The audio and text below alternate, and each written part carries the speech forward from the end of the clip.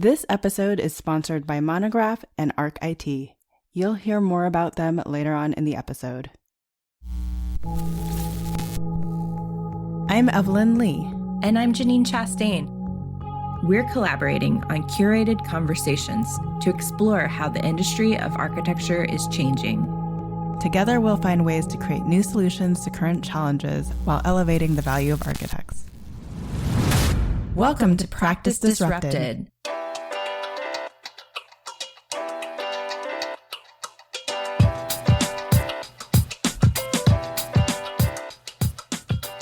Hello, listeners. Hello, Janine.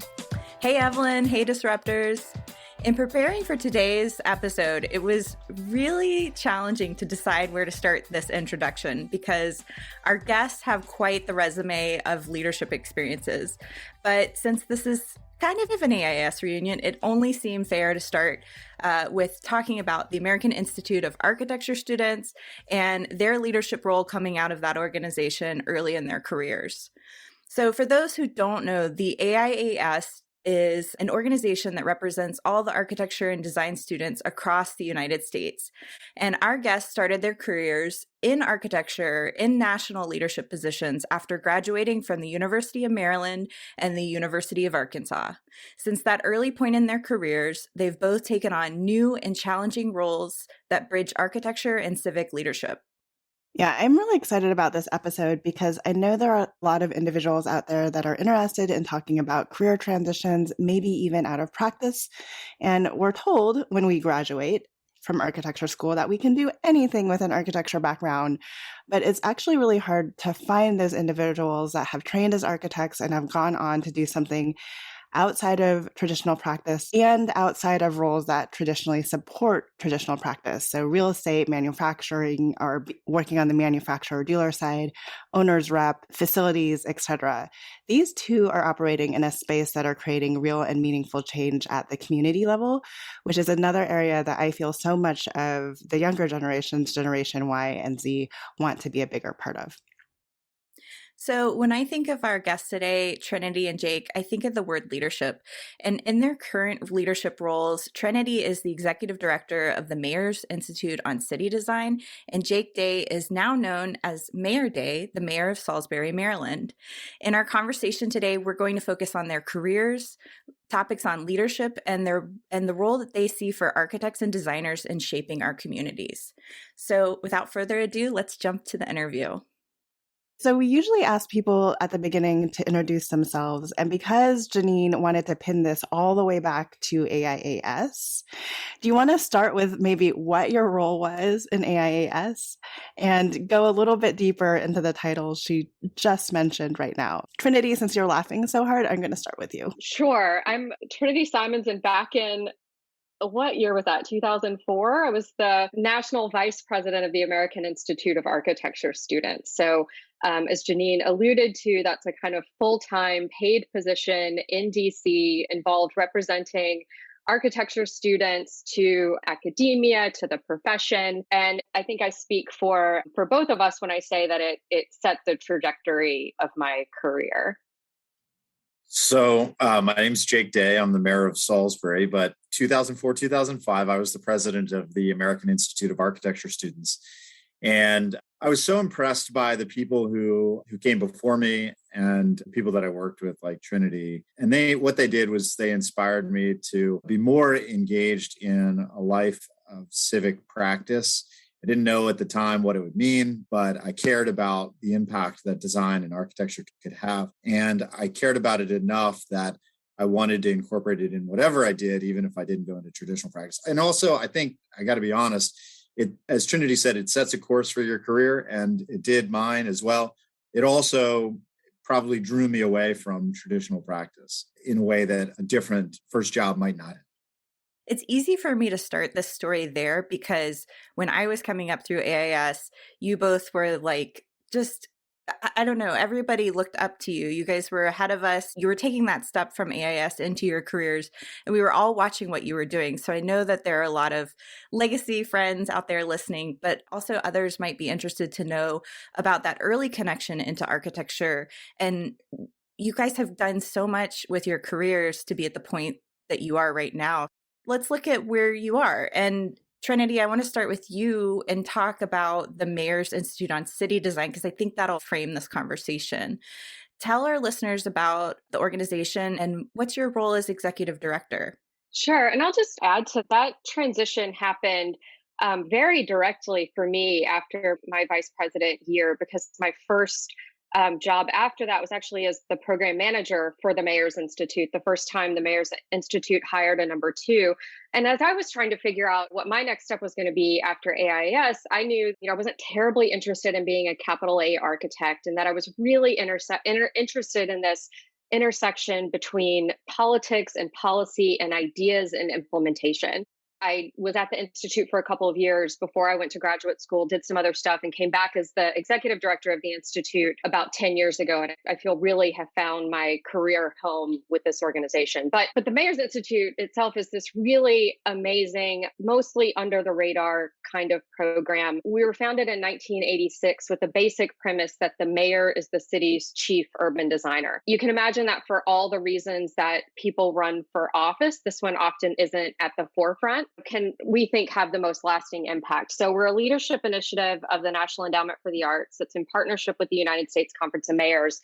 In essence, we are a leadership development training program for mayors. And our bread and butter program is what we call an MICD session, an institute session.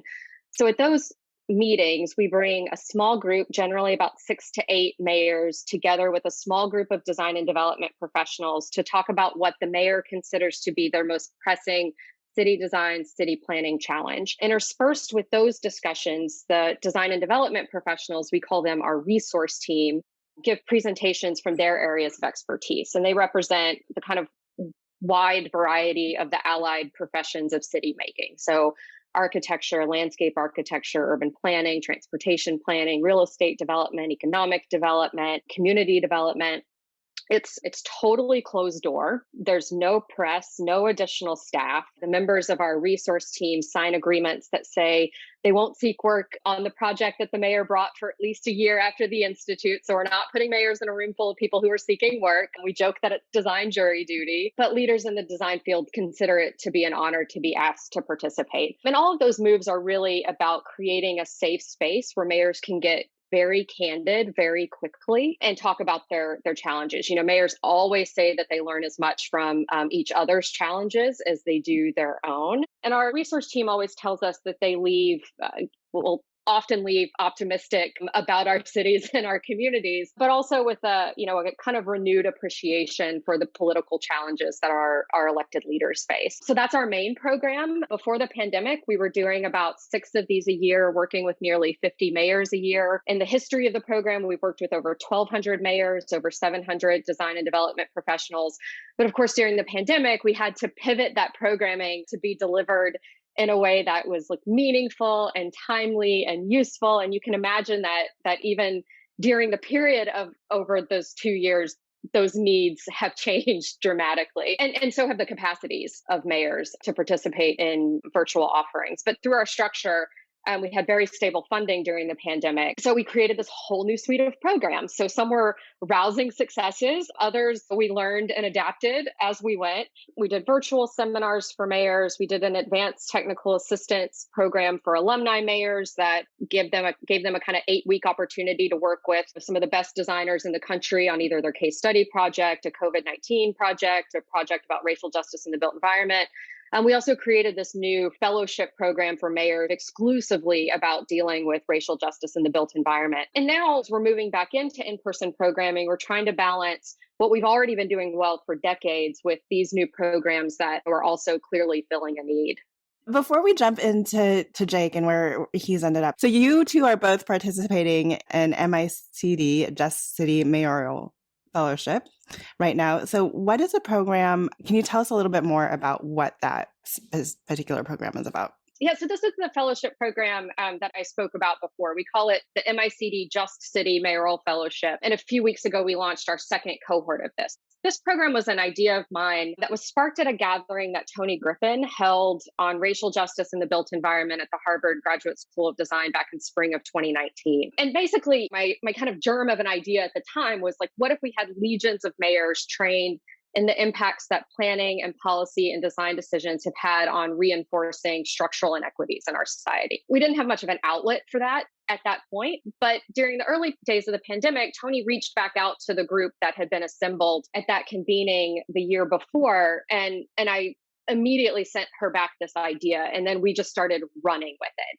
And it feels like from the time we talked first until we launched it, it was just a few weeks. I think it was realistically more like 6 to 8 weeks. It was still very fast. We were designing the curriculum, recruiting mayors, figuring out the kind of nuts and bolts of the program. And we launched the first cohort in summer of 2020. It was 100% virtual. We had 7 mayors, and the curriculum focused on grounding knowledge. So how we got to where we are today, and then helping mayors navigate the recovery of COVID-19 with a justice lens. Our second class kicked off in February. We had intended that to be in fall of 2021, but Delta had other plans for us. And the focus of this group is more tailored towards how to use historical funding streams, in part the $65.1 billion that cities and counties of all sizes are receiving directly from the American Rescue Plan Act, some of the discretionary funding streams from the Infrastructure Investment and Jobs Act, using those streams to ensure a just, equitable, and transformative recovery. And I also have to say that this program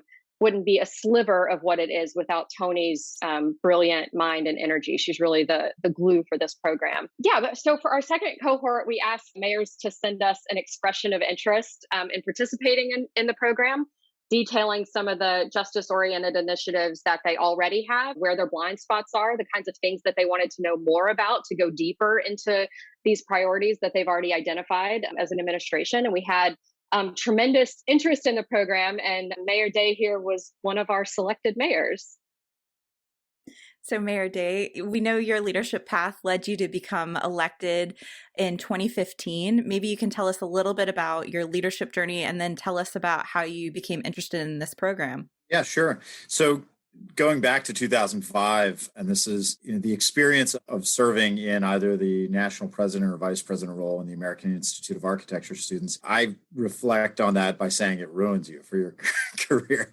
Your first job is as the CEO or chief operating officer, treasurer, and secretary of a fairly small nonprofit, but a powerful advocacy organization that has traditionally maintained a level of respect among the peer institutions in the profession. And that's your first experience. And your next job is usually go be an intern somewhere. And that's quite a disruption to the ego that you've built or that has been foisted upon you in the days that you temporarily occupy that role. But others carve a new path. And Trinity figured out what her path was going to be before I figured out mine. And so the result of that was hastily, she got the second best job in the world, the best job being the job she has now, which is this job where you get to work with mayors, you don't have to be one, but you get to be in charge of them. You come up with cool programs. You get to engage in meaningful issues that delve into the challenges that cities across America are facing. It's one of the most amazing programs, and Mayor's Institute on City Design in general, that exist in our country. And I think if there was the only thing that I could think of that would speak to my kind of soul more than just MICD is this Just City Fellowship that she created. So we'll get to that in a second. But back to that journey, I literally felt like I don't know what to do with myself. I don't know what I want to do. So I briefly went back to the University of Maryland, designed some MBA, Master of City Planning, and Master of Architecture hybrid 3-year program that the school let me design. I was so unhappy. I hated it. And within a few weeks, I had applied to other grad schools and eventually moved on and got a Master of Urban Design at Carnegie Mellon. That was my next degree.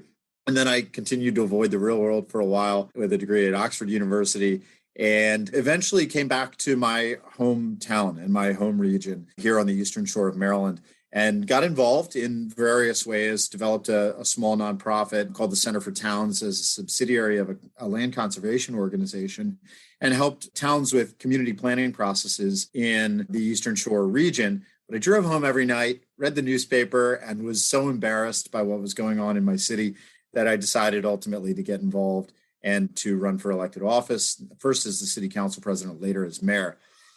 I often say that the only job I ever aspire to now is governor of Delmarva. And since that's a make-believe job and a state that doesn't exist, I think the other job I aspire to is Trinity's. And since no one's ever going to unseat her, I'll just take as consolation prize the ability to get to work with her again from time to time, which I've gotten to do twice through Regional Mayors Institute classes and now as a member of the Just City Mayoral Fellowship. It speaks to, I think, the best part of what we can do as mayors, which is we can not only design a better city, but we can design a better city for all.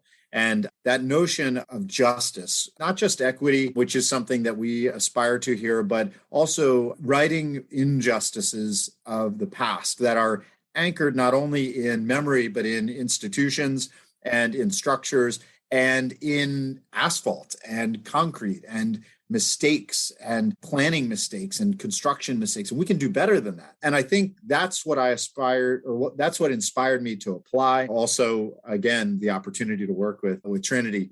But what I found in the first few weeks and month of this program is that the best imaginable curriculum, if I could go back to grad school full time and do it like this, it's what I would do. The speakers that have been gathered around are amazing. And I really feel like I've been asked to re-enter the architecture school environment. So I've got my MICD notebook, my sketchbook I'm constantly doodling in. I also get to bring 2 staff members. So each of the 8 mayors has brought 2 staff members. And I've got my city administrator, who's my number 2, my chief operating officer here, and our director of housing and community development, the space in which we want to have an impact with our next project or with our project. So I get to bring other people along, and we get to share and get excited about not only the ideas that we have for our community, but the concepts and the impact that maybe these seeds can have on American justice through the city. So it's an exciting time and it's an exciting program, and really one of the most powerful things that I've got to participate in my 7 or so years as mayor.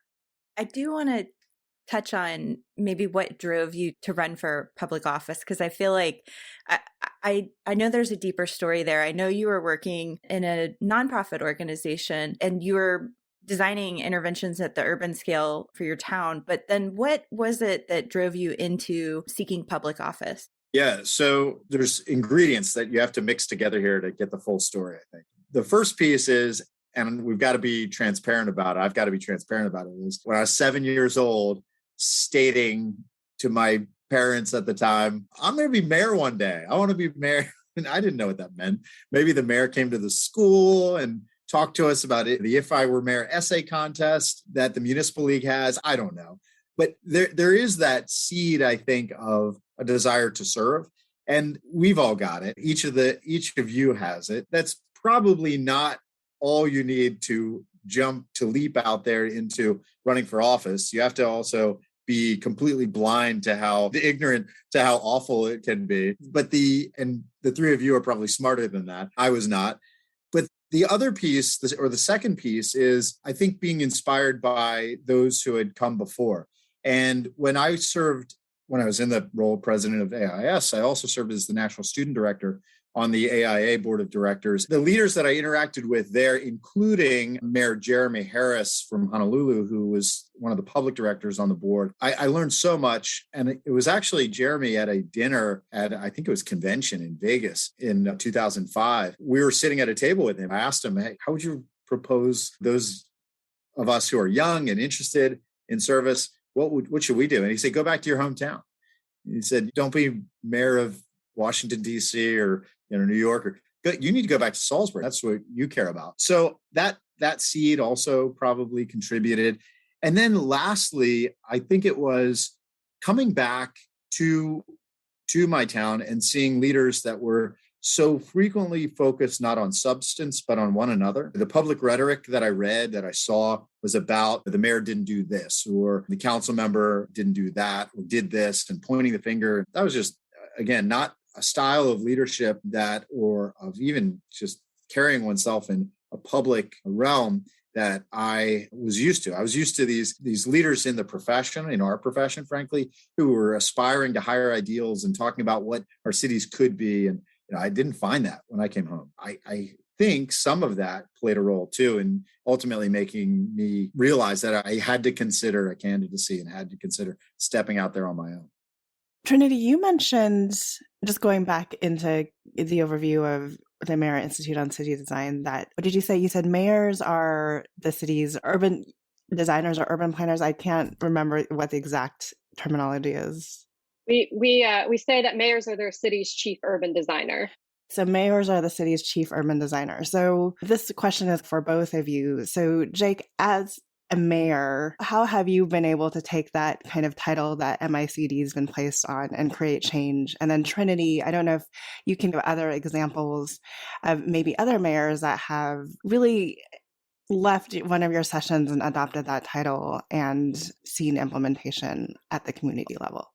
What I'd say is, so this past week, I spent time with the godfather of chief urban designers, Mayor Riley of Charleston, South Carolina, who served for over 40 years as his mayor. And I think what's really most fascinating about what Trinity does is, the program is not for mayors with a master's degree in urban design. It's for all mayors. And Joe Riley doesn't have a degree in urban design, I don't think, and is not an architect.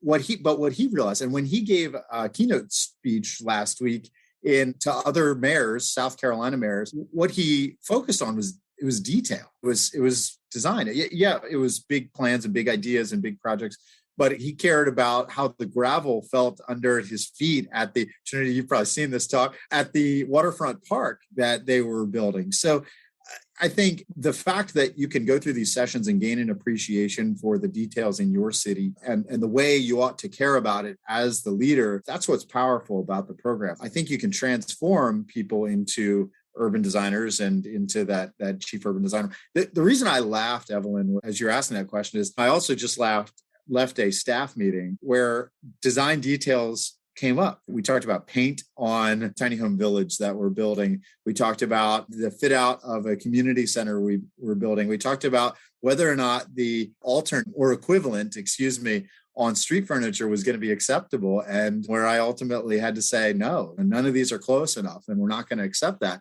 So sometimes it frustrates, I think, our team when we're the chief urban designer of our city, but it's so important. And that's why I think, again, what Trinity does and what that program does is so impactful for mayors across the country. Yeah, and thanks, Mayor Day, for bringing up Mayor Riley too, because I should have started the introduction with the Mayor's Institute with the fact that the Mayor's Institute was the brainchild of Mayor Joe Riley. So Mayor Riley was mayor of Charleston until 2015 or 2016, but had served for 40 years and came up with the idea back in 1986. So he is our dean of design as well at the Mayor's Institute. There are a bunch of different ways to answer the macro question about the impact of the Institute and what happens when you have 1,200 mayors that have been trained in urban planning, urban design 101, let's say. And we see a number of things that we call success, right? Like, it's actually pretty rare that the project that the mayor brings to the Institute gets completed to a level of design excellence, check, check, check, check, check. The reality is that mayors often bring us pretty thorny projects. They bring us projects that are stalled for any number of reasons. And they actually often bring us projects that, they kind of know what to do and they need some bolstering on doing the right thing and getting over hurdles. We think that we're giving mayors the tools to look at individual projects on a kind of project basis and make good decisions, but we're also teaching them how to be problem solvers and how to problem solve like architects and designers do. More often than not, when we run into mayors at mayor meetings, they say, oh, my project is stalled, but I did this and this based on what I learned at the Institute. And it could be a housing program, it could be a workforce, it could be a policy. Like, it doesn't even necessarily have to be the built environment, but they came to see their role through this experience at the Institute as the kind of master convener, as the generalist in the room, as the one who doesn't get overruled by the specialist. And so there's any number of successes that we say that we have at the Institute and the kind of footprint that the Institute has had on American cities in ways large and small. Can I just add something? Trinity's description there of the types of projects that mayors bring and where those projects go hit really close to home. And in each of those descriptions. And as I think I shared, I've gone to 2 sessions as a mayor. The first, there's been so much progress on this project. And I didn't know the best answer. It was really a project where there were multiple answers, maybe how to bridge a connection between our city park, which is this gem, and our downtown, which is where most of our revitalization efforts are focused. And they're divided by a 5-lane highway, which is 6 feet higher than the Riverwalk in downtown, and then a railroad trestle, which is a major sloped embankment, steep embankment, and is another 13 or 14 feet higher than that. So it's this massive structural divide. And the connection out of that process was, hey, you need to make multiple connections through trails, and you need to connect at the at-grade crossings you have, which are just 100 feet this way or 200 feet that way, and just capitalize on those. And we've now fully funded and built out portions of that. And we have a major piece, a reduction of impervious surface and expansion of our greenway into a street. And that was all a recommendation from that project or that process that is all getting ready to be constructed this spring and summer. So we're super excited about that. And then the other project, which was a neighborhood disconnected from the water, we've built out a major bikeway along one street there. But the neighborhood is a thorny issue. It's this still tough. All of these questions were raised about who lives there. And we learned more through those questions about who lives there and just how transient the neighborhood is and how disconnected they feel from the water. And we haven't figured it out. We don't know exactly where to go next. And we're still struggling. And so those are 2 maybe extremes, but it's everything in between too. And the Mayor's Institute does give you access to brilliant people, not just the technical team, but also the other mayors that you're around. And I learned so much from them. Also developed relationships that will last for hopefully a lifetime with some of those other mayors. So I'm really grateful for what that's created, not just in answers for my community, but in terms of answering tough questions that will come in the future. Let's take a break from this conversation to talk about our sponsor of this episode, Monograph. We're proud to partner with Monograph because they are helping to transform the practice of architecture, one design studio at a time. Tired of using dated and clunky software to manage your firm? Or do you feel frustrated wrangling all of your spreadsheets to get a clear view of where your project stands today? Monograph is here to help. Designed by architects for architects, Monograph allows you to track your time, your projects, and your budgets in real time. With their awesome Money Gantt, you can immediately understand project performance across your entire firm portfolio. Need to adjust your projects week to week? Their new tool, Resource, allows you to reallocate your team's time and track its impact on your remaining budget. Be proactive with Monograph.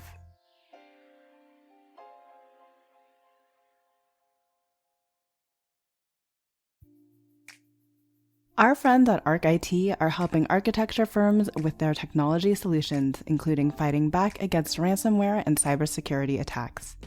They recently told us about one San Francisco-based design firm they help who had 3 ransomware attacks in a span of 6 months. Their latest hit took their generic IT provider over 7 days to recover the data. Yikes. Imagine not having access to your project data for over 7 days. For a mid-sized firm of 40 people, that's a lot of people not having the ability to do work on their projects. Originally, the IT provider tried to recover all of their files at once. This took them a very long time and resulted in multiple errors and restarts. Once ArcIT took over, they were able to come up with a precise recovery strategy by asking a simple question. What projects are the most critical projects your team is working on now? The team at ArcIT started the process of recovering these files and had the mid-sized firm up and running within 4 hours. After that, ArcIT was able to slowly recover the rest of their files.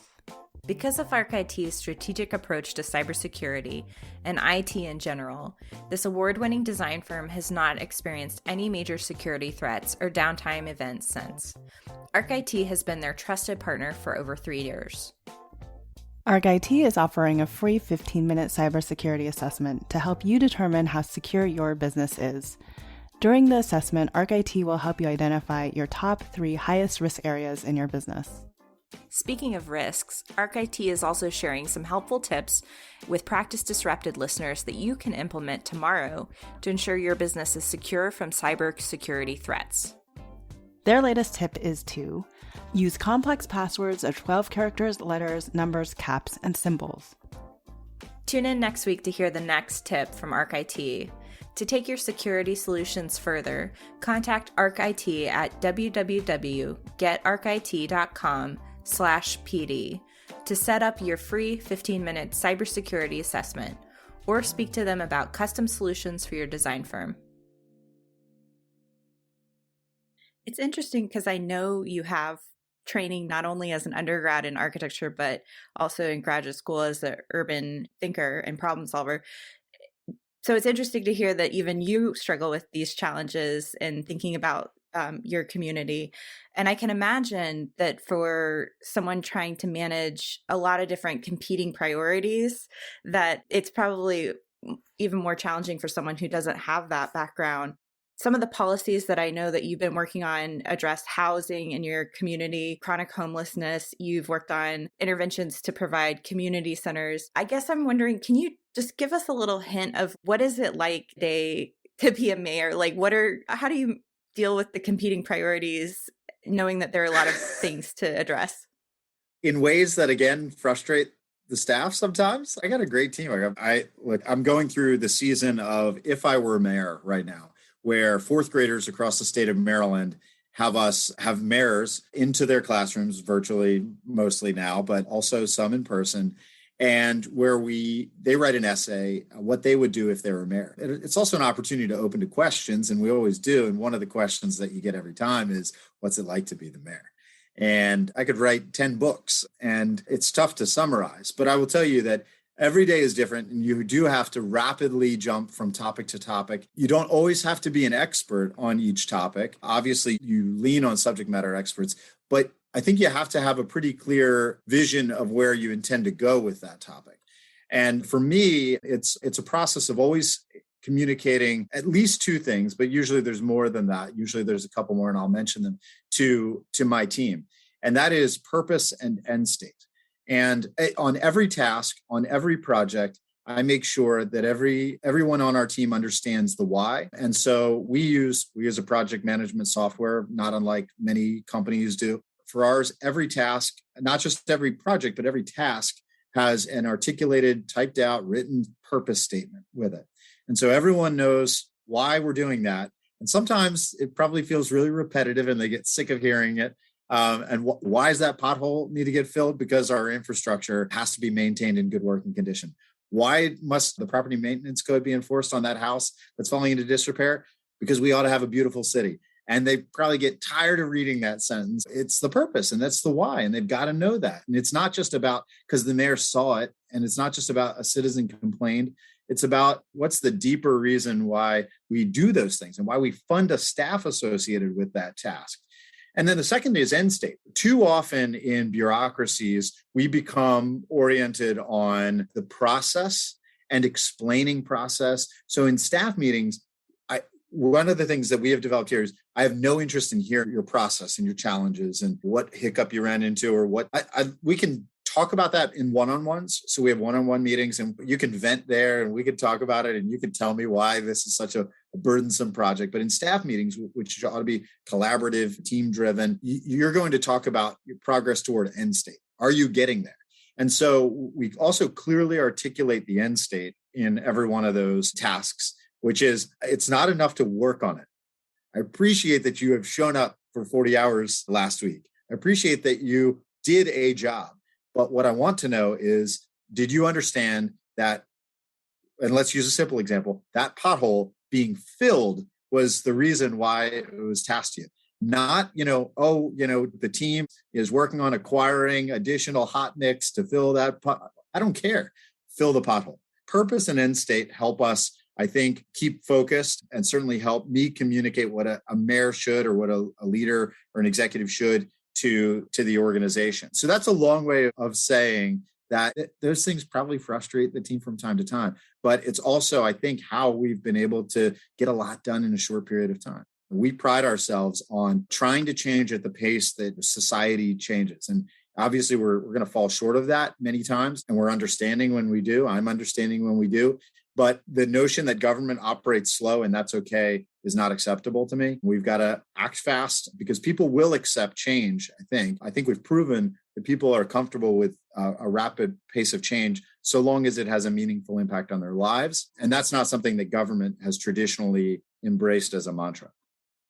For those who are really interested in understanding and using a vocabulary that talks about what skills did I learn as an architect that directly translate into what I'm doing beyond, I think we always say architects are problem solvers. What does that really mean? Like, what is that skill that architects have or that architectural training had that you use in each of your roles and as problem solvers, as design thinkers? Can you maybe help us go a little bit deeper on kind of these bigger notions? Yeah. Trinity's seen way more mayors, so she probably knows examples of where it's been done better. But the thing I can say is that to answer the first question, the last question, simply, it's mayors get stuff done.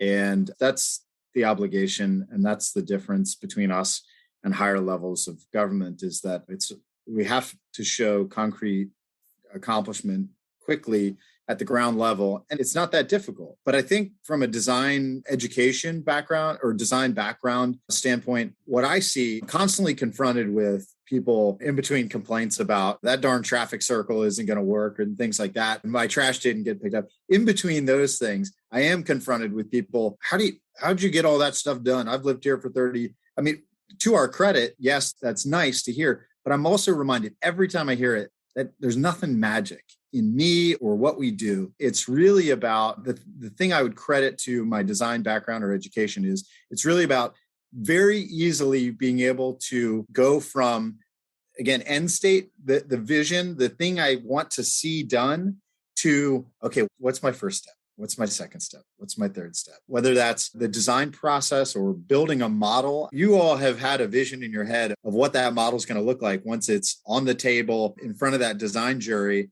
And at some point, you got to go buy the cardboard. It's not like that anymore, but you got to plug it into the laser cut. But you got to go buy the chipboard. You got to go buy the amount of glue you need.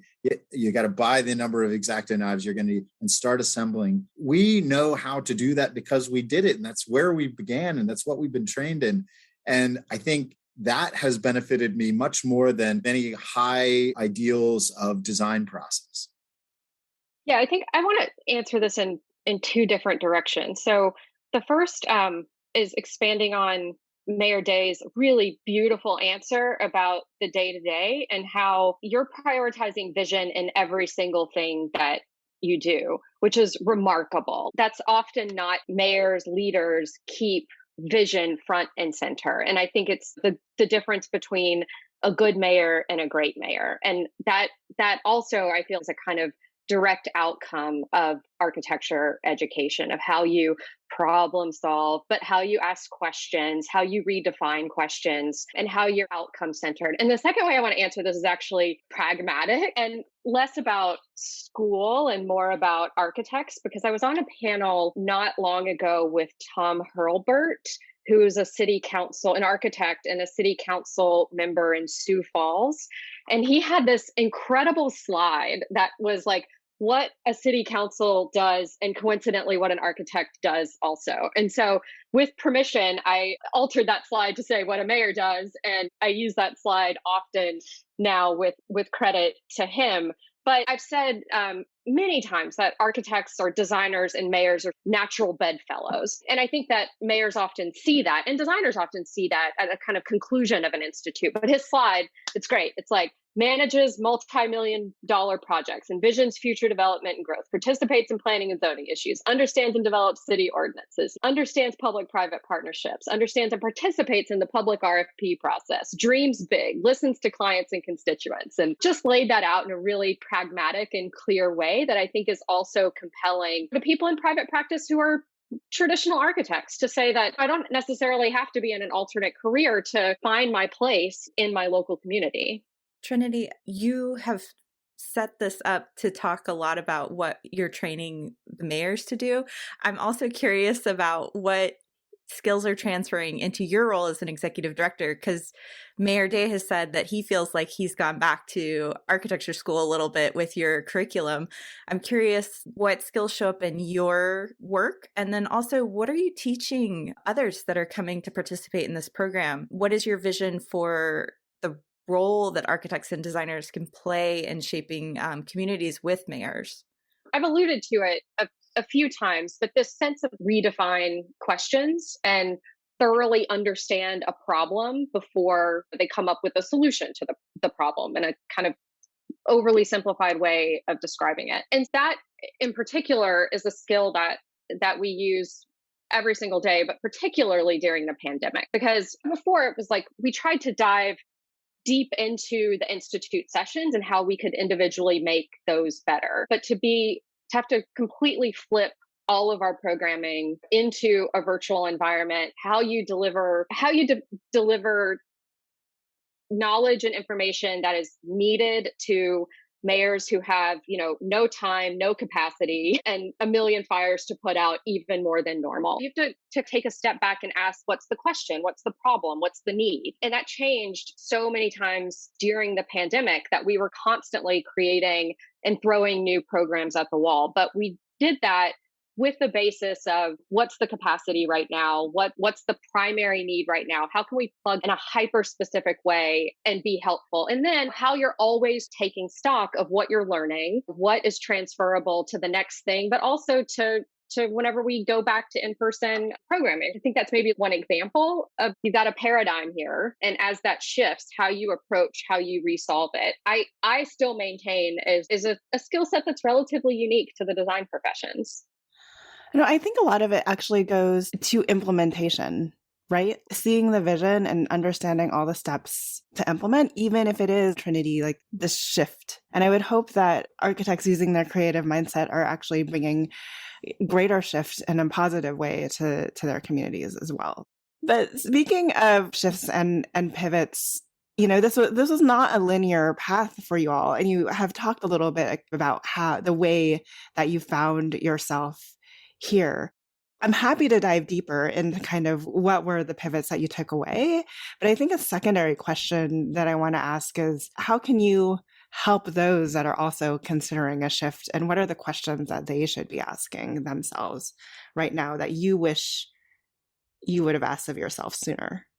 Just for me, I know I spent a lot of time even just filling notebooks with thoughts about the impact I wanted to have on the world. I think there was a point in time while I was at AIAS and maybe in grad school after that, where I was often trying to decide just how wide or how deep I wanted to be in my career. And I saw people going in really deep into becoming real experts at subsets of design, whether it was in sustainability or whether it was in transportation, or they were going pretty deep. And I don't know if there was a point in time where I made a choice, a deliberate choice, but there were definitely forks in the road where choices were made.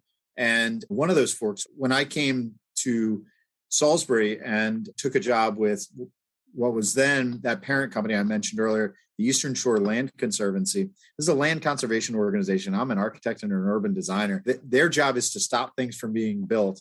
My job is to design the things that are being built. And that's putting it pretty simply, but there was a big gap there philosophically, potentially. And the other job I was considering at the time was a fellowship at the World Bank. And they couldn't be more different. I knew I was interested in policy and the environment.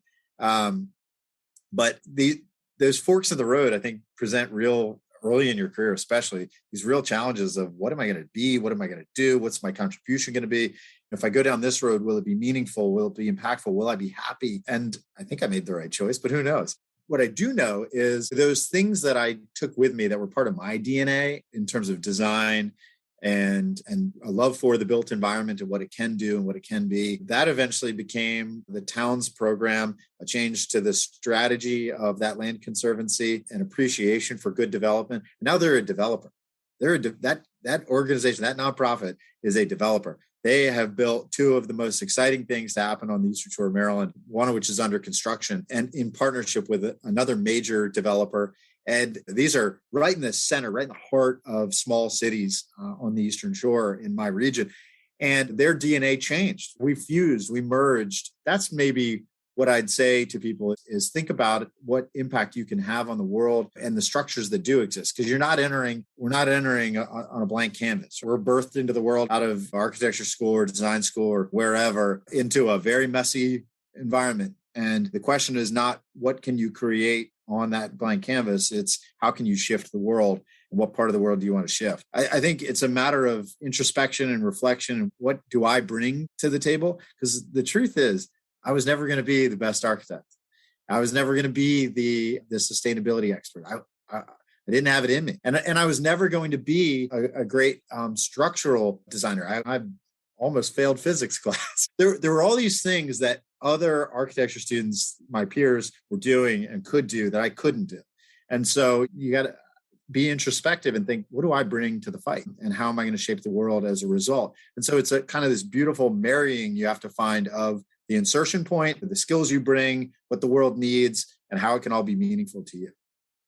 Yeah, I think that's great. My kind of pivot was centered around a very specific question, and it may have come from the substantial amount of travel I did during my AIS vice presidency. But the kind of question was like, if we have all of these really great architects out there, and I think back to my classmates at Arkansas, and they're really talented, like all of them, then why are there so many really ugly places in our cities? And why aren't our cities more lovable other than a little piece of it, hopefully? What was the missing link there? And so that led me to urban planning school, where I learned how urban planners have also failed to do this.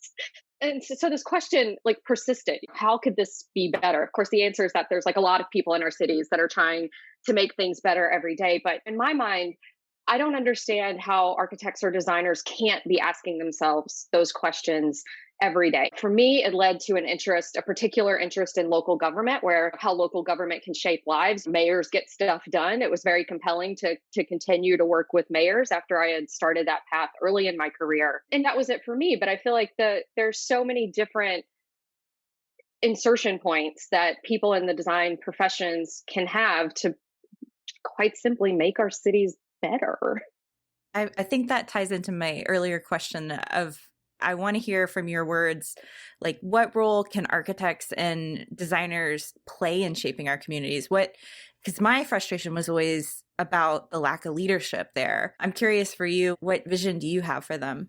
You can run for office like Mayor Day here. I actually have a lot of thoughts on this, and then I would also love to hear from the mayor, your kind of perspective in local elected leadership, how you feel like your local design community can better be of service. But I think so many, as I've alluded to, so many of our policies and programs are created without an eye towards unintended consequences, and architects have a unique ability to plug in there. I think just a kind of example, parking minimums, right? So we all know parking minimums. In theory, they exist to, make sure a business has enough parking, but doesn't a business already have a good sense of how much parking they need, especially if they're served by transit or a walk shed? And what are the unintended consequences of that? So it's buildings sitting vacant or underutilized in denser areas of our cities because you can't find 40 parking spaces for a restaurant, even if the space is perfect. But my college town of Fayetteville, Arkansas, was one of the first in the US to end parking minimums citywide. Did this in 2015. This was an effort that happened to be spearheaded by a planner, design professional that turned city councilman. But what happened? Downtown and other areas are flourishing. Buildings that hadn't been occupied for decades are back. They figured out the parking. There's shared parking agreements, fewer spaces than the code previously called for. And these fears of street parking being impossible to find in neighborhoods that are nearby just didn't materialize. But it took someone with a broader view of equity and mobility and development to really push that through. And now everyone jumps to claim credit for it.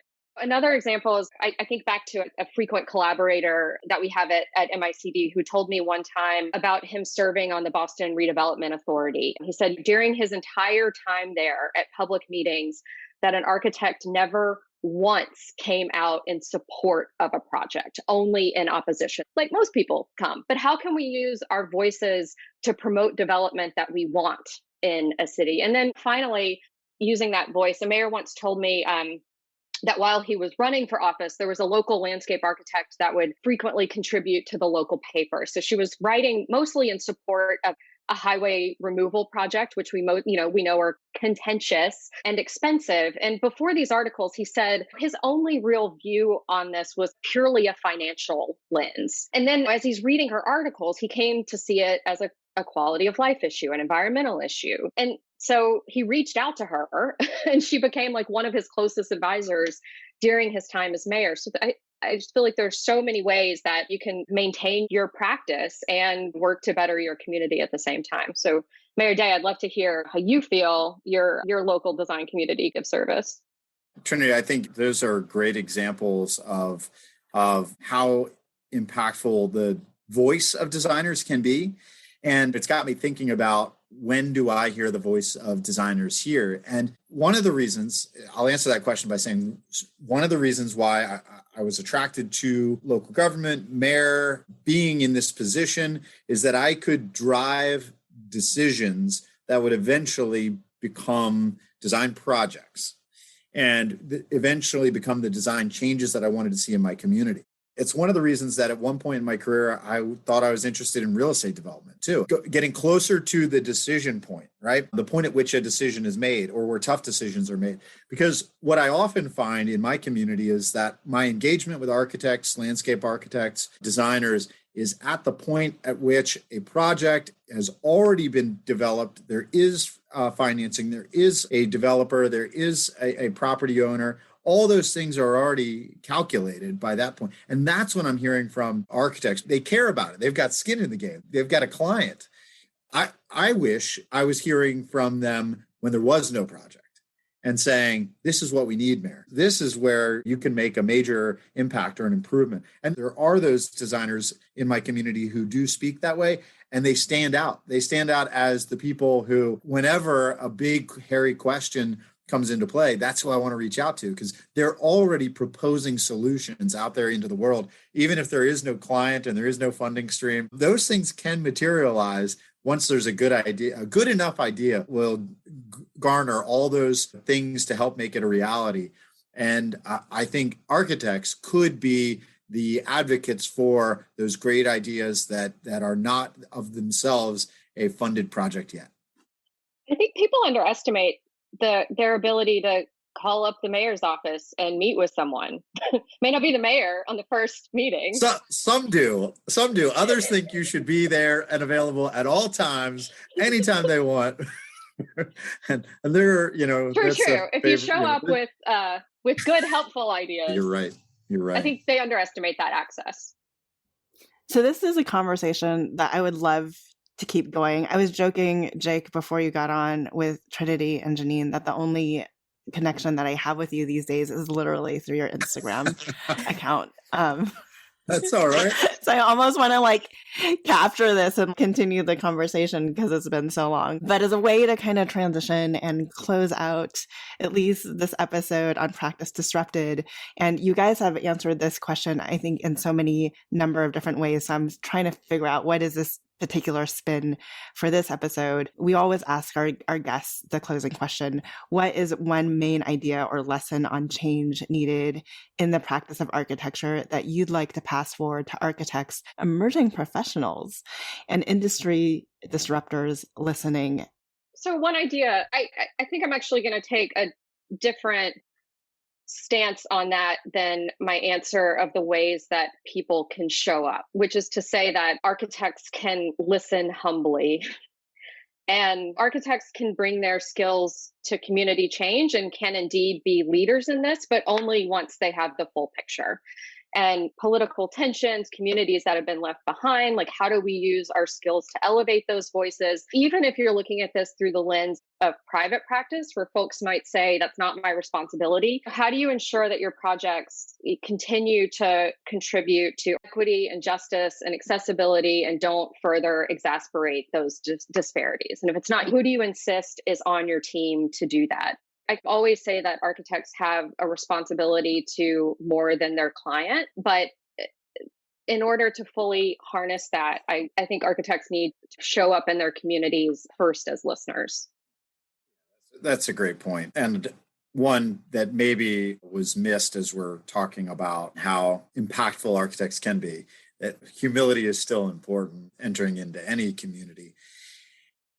I guess what I'd say is just a word of advice on the impact that an emerging professional or young professional can have in kind of crafting where they go and what change they can make, is that some of the most interesting and inspiring urban practice, and there's really not a field or a profession that I can think of, but I've seen them in the forms of community organizations, nonprofits, for-profit enterprises, but those institutions that have a theoretical and broad objective, but anchor it in place are some of the most meaningful endeavors that I've witnessed and can ripple incredibly far. So what I'd say to those designers out there, those young designers, is anchor your practice in place. Find somewhere that means something to you and go do it. Go start producing. Because even if it takes years to come to fruition or a few years to produce some evidence, that can be so impactful. And the example I'm thinking of is not necessarily a design practice, although some of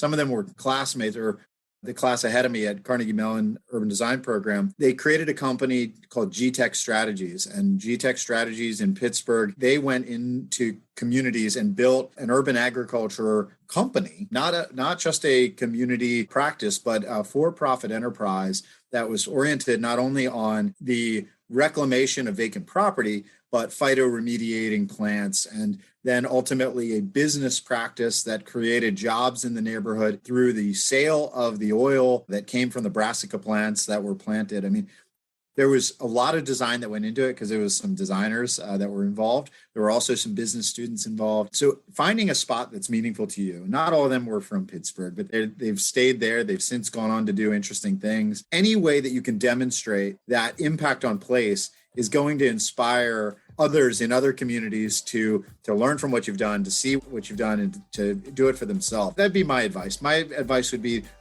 find that spot that's meaningful, anchor it in place, demonstrate that great idea, put theory into practice. Thank you to ArcIT for their support of this episode. Don't forget to visit getarcit.com/PD to set up your free 15-minute cybersecurity assessment or custom solutions for your design firm. Thank you again to our podcast partner, Monograph. Learn how Monograph can help you take control of your firm's financial health.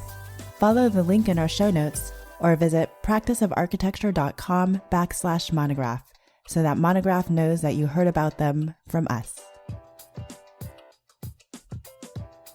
Hi, Disruptors! If you like the content from today's show, you can find all of our past episodes over on practiceofarchitecture.com/podcast. Be a part of the conversation by joining us, our speakers, and others in our community at practiceofarchitecture.com/community. Our social media handle is @practiceofarch. That's @practiceofarch. We love to hear from you. Drop us a note to say hello. This show is part of Gable Media. You can learn more about other podcasts and video channels in our community by visiting gablmedia.com. Thank you for joining us on Practice Disrupted, a podcast by Practice of Architecture. Tune in next week for a new conversation on change in the profession.